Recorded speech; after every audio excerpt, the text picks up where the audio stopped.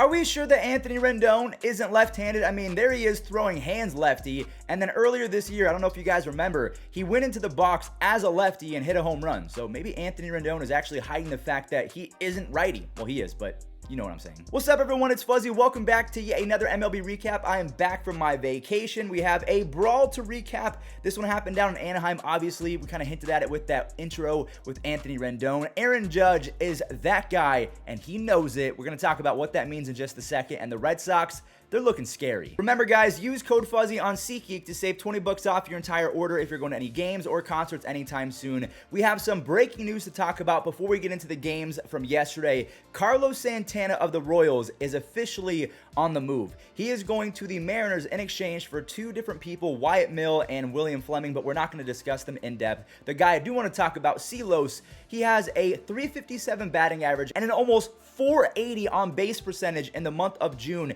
He has been insane. So the Mariners are trying to flip him and hopefully get that side of Carlos. I don't think he's going to keep that up. But in response to trading away Carlos Santana, the Royals are calling up their number 3 prospect, Vinny Pasquantino. I hope I said that right. He's got 16 doubles, 18 home runs in 69 games, and he has more walks than strikeouts. So hopefully he's going to be good as well, along with MJ Melendez and Bobby Witt Jr. Also, I hope that the Royals move on from Whit Merrifield and Hunter Dozier and other older guys because they're not going to be good this year.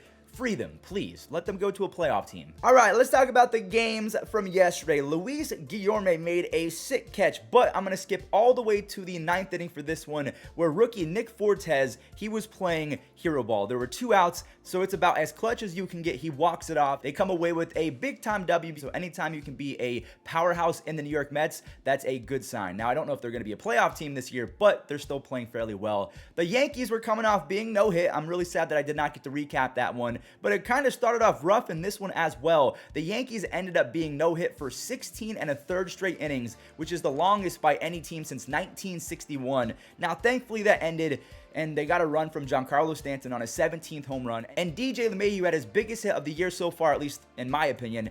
This one ties it up at 3-3, and Aaron Judge, of course, has a chance to be the hero. He's the hero yesterday. His 28th home run wins it, and he's already at a 4 F-WAR on the season. He is primed for the fattest contract in the history of baseball. The fact that he's a superstar player on and off the field, I wouldn't be surprised if the guy got $350 million for 8 years. I mean, even he knows that he's the best player on the team. I very rarely have ever heard Aaron Judge say anything close to something like this. You mentioned the no panic. Where does that confidence, that quiet confidence come from this team? Oh, when you're the best player on the team, how can you not? Aaron, thanks for the time. Congratulations. Thank you. A lot of Yankees fans were saying, no, Aaron Judge misspoke. He meant to say they're the best team on the planet. No, Aaron Judge is clearly feeling himself. He won the contract negotiations and arbitration, and he hit the walk-off home run. He knows he's going to get the bag, and that's because he's the best player. He's not stupid. So just because he's now speaking out of turn for once, don't think that he misspoke. He knows what he's saying. So unfortunately, yeah, I didn't get to vlog this game because a lot of people were around me, but I witnessed Bryce Harper break his thumb live, and I was devastated. Bryce Harper was rightfully frustrated because he instantly knew that his thumb was broken. He had never broken anything in his life. And again, I didn't vlog the entire game because I didn't want to disrupt the people around me because they paid a good amount of money as well. But regardless, the Phillies won that game, and then this one as well. My friend Bryson singled home the first run, and the new guys had themselves a day. Schwarber doubled home Bryson, and Castellanos and Schwarber teamed up to steal the lead back after San Diego mounted a little comeback. The Phillies bullpen was stupid good, 1 hit over the final 6 1/3 innings,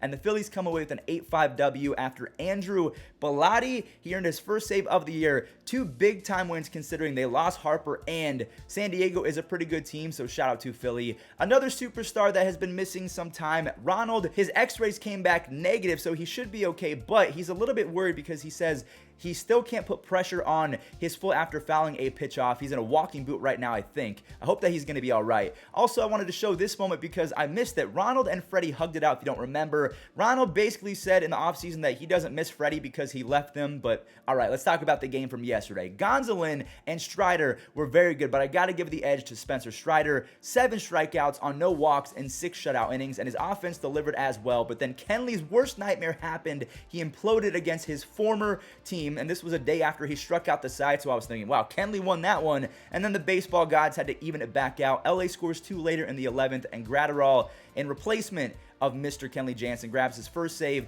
after striking out Dansby Swanson to end it. The Dodgers are 45-26. I thought they were in the 50-win club. I guess not, but they are 7-3 in their last 10. Now, before we talk about the Angels brawl, I have to talk about Freddie's return because we all know that he was very emotional. He loved the city of Atlanta. He was there for, 14 years? Kershaw, Clayton, his current teammate, took notice. He said that he hopes the Dodgers aren't playing second fiddle and that the Dodgers have something special going on as well. I'm not sure if Clayton was just kind of being facetious and playing around at Freddie's expense, but it kind of sounded like he was not annoyed per se, but making sure that Freddie understands that chapter is closed. You got to move on. So let's just fast forward to the second inning in this one when all hell broke loose. In total, 8 separate players were ejected in this one. Punches were thrown. Anthony Rendon shoved his fingers straight in Jesse Winker's face while having a cast on his other hand because he just had surgery. You have Ohtani making players instantly happy. Like, this guy's face instantly changed when he realizes that he was basically being held back by Shohei Ohtani himself.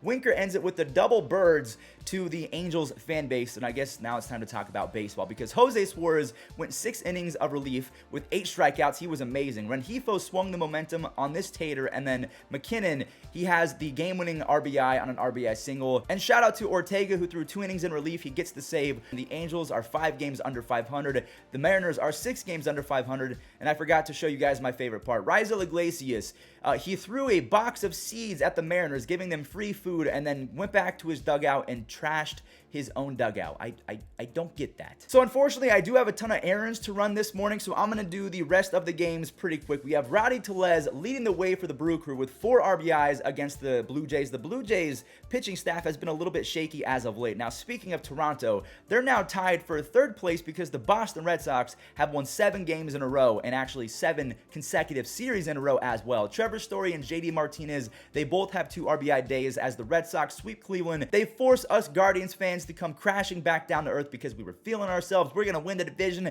as a rebuilding team.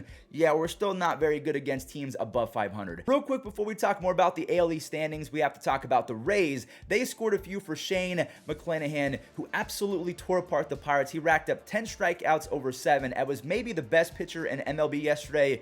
Well, who was the best? I'm going to give that to Dylan Cease. He wore the crown. This man ended his day with 13 punchies and 7 innings. He matched Shane McClanahan by only allowing 1 earned run on 4 hits, but dang. These two guys are going to be around for a while. I forgot that Shane is 25 and Dylan Cease is 26 years old. So I wanted to shout out Cease real quick. Let's talk about the AL East standings. The Jays lost to the Brewers, so now they're tied with Tampa Bay at 12.5 games back. The Red Sox are playing lights out. They have a plus 65 run differential on the season, but they're still 11 games back of the Yankees. But the good news is, the thing to remember, there are more wildcard teams this year. So all 3 teams that we just mentioned, the Jays, the Rays, and the Red Sox, if the season ended today, they would all make the postseason thanks to the expanded playoffs, which actually, in hindsight, is pretty cool. I was kind of annoyed because I was saying that's way too many teams in the playoffs, but these great teams deserve a spot, and I feel like they will be a lot of fun to watch in the playoffs. The Twins used the all-around effort to beat the Rockies, and the Rockies always seem to fight, but they can't seem to get over the hump as they fall to 31-42. And I just want to mention that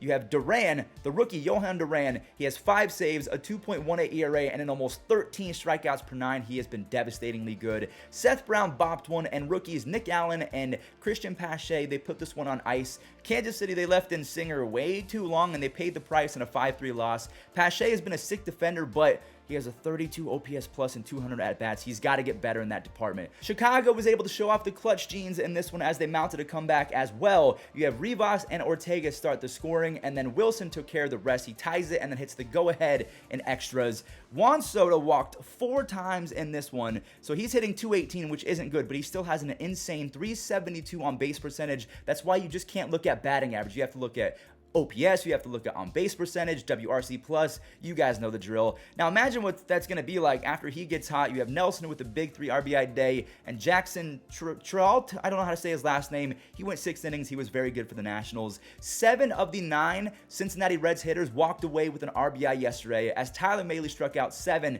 for his first W in over a month. I mean, anytime you score 10 runs on 15 hits, you should be able to get the W, so I'm happy for him. Carson Kelly Pavin Smith, and Dalton Varsho all notched multi-RBI days yesterday, with Varsho putting the game out of reach with a monster 435-foot three-run shot. He's got 31 doubles, 21 home runs, 10 stolen bases over his last 162 games. He's played all 3 outfielding spots, and he's played 50 games at catcher over the last 2 seasons. So, I mean, honestly, aside from Shohei Ohtani, you can make an argument that Dalton Varsho might be the most versatile player in baseball. There's a lot of guys in that conversation, but Dalton, he's no scrub. Put some respect on his name. He's good. All right, everyone, that is going to do it for today's recap. I'm sorry that I kind of had to speed run through the final games, but I do have a lot of things to do today, but I promise you tomorrow we'll be back to normal. Stay safe out there. Thank you all so much for watching, and enjoy the Web Gems. And it's popped up foul off first. On the run, Rizzo. Did he make the catch? He's made the catch! He dug out, and he slid so he wouldn't run into the wall. He slid, and he... 10th pitch of this at bat. Darno hits that sharply up the middle. Lux was there. He'll flip it in time. Nice play, Gavin Lux to his right. The arm strength. Going to his right here. He knows he has the arm strength and the time because it's Travis.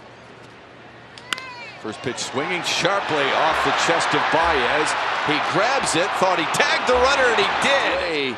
To regroup while the ball was in motion. 3-2. That's a fly ball to right center. Mullen's got a perfect jump, and he made a perfect catch. That is as good as it gets. Over there, ball slicing away, and he makes it. High fly to deep center. Going back is Contreras, still going back. Makes a leaping catch up against the fence. Terrific play, not exactly familiar with where the wall is relative to the warning track. The 1-2. Curveball, hit in the hole, backhanded by Pena. Long throw, Skipper. Got it! Direction of Yuli Gurriel, and just in the nick of time. Out toward right field, coming on is Vierling, diving, he made the catch! What a grab by Matt Vierling! Do it all, Matty V.